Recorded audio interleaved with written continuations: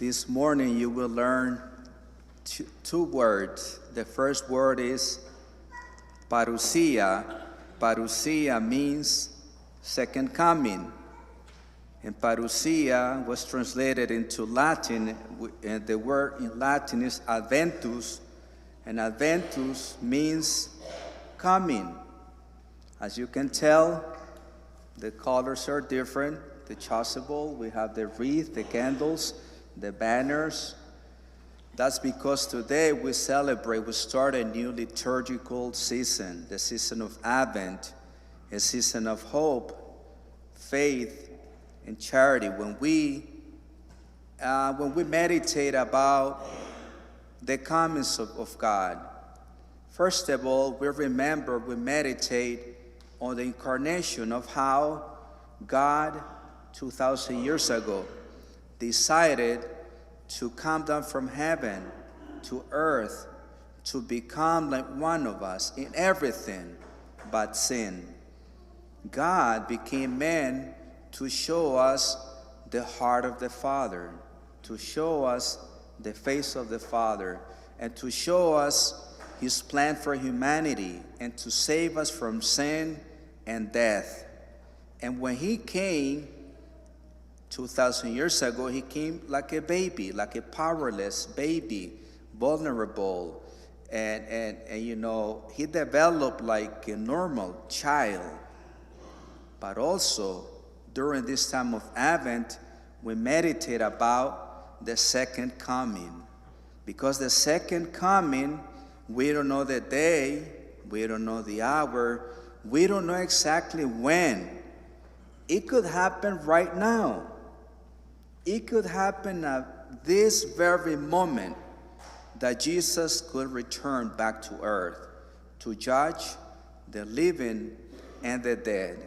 So the question for all of us, for me and for you this morning is, are we awake? Have we been alert? Have we been paying attention to how we are doing in our relationship with the Lord? You know, questions like, for example, like, when was the last time that you went to confession? How's your prayer life? Do you need to forgive somebody in your family, a friend, a relative, anybody? Are you ready? What if the Lord came back right now? Will you be ready? Would I be ready? Or would we have to tell him, wait a little bit longer because I have to take care of some of business in my life? Or we would say, Lord, I'm ready to go with you. I have been waiting for this moment. You know, every time when we profess the creed, at every Sunday Mass, the last words of the creed, this is what we profess every Sunday. And not look forward to the resurrection of the dead and the life of the world to come. Amen. Notice the word that we use. We say, and I look forward. Now, I'm sure that this has happened to you. Let's say that there is an old friend that you have not seen in a long time, right? And you happen to see that person after a while. And then you exchange phone numbers, and then you decide to get together again to catch up and to have a conversation. And you know, you're waiting for that day to be with that person, to talk about old memories, right?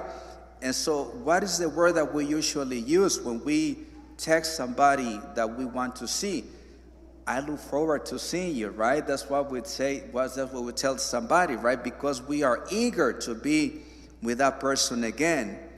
And so it is with us, because we love God, because we want to be with him, because we have a longing to be with him. We want to be united with him. That's why we have this eagerness. We look forward to that day when he comes back.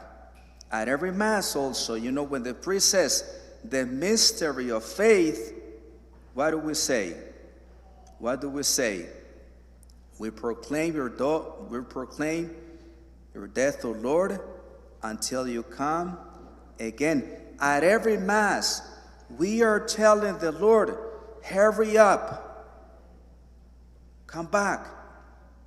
That's what we are telling him. And the thing is that all of us, when we die, we're going to die. All of us will die one day. We will be judged on one thing alone, and that is, the key word is love.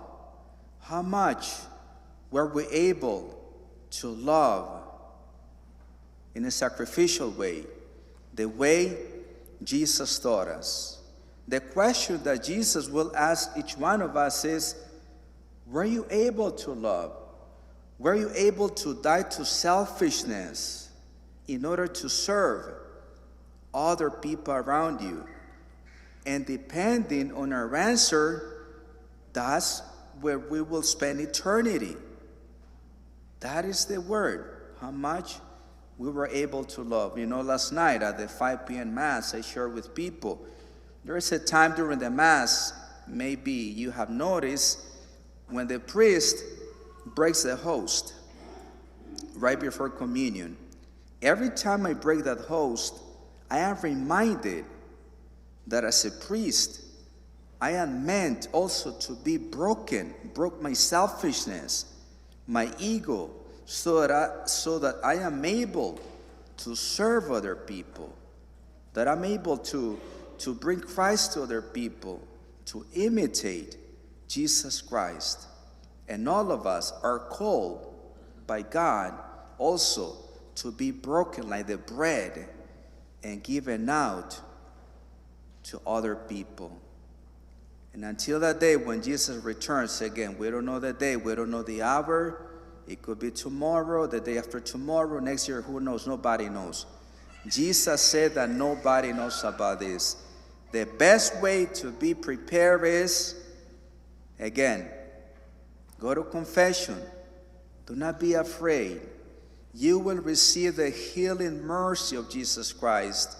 You will receive joy, peace, happiness, and a new way, a new way of living life. That is the best way to be prepared. To have an ongoing relationship with the Lord, to receive Holy Communion every Sunday, by praying, by doing what we are supposed to do. That is the best way for us to prepare for that day when Jesus calls us.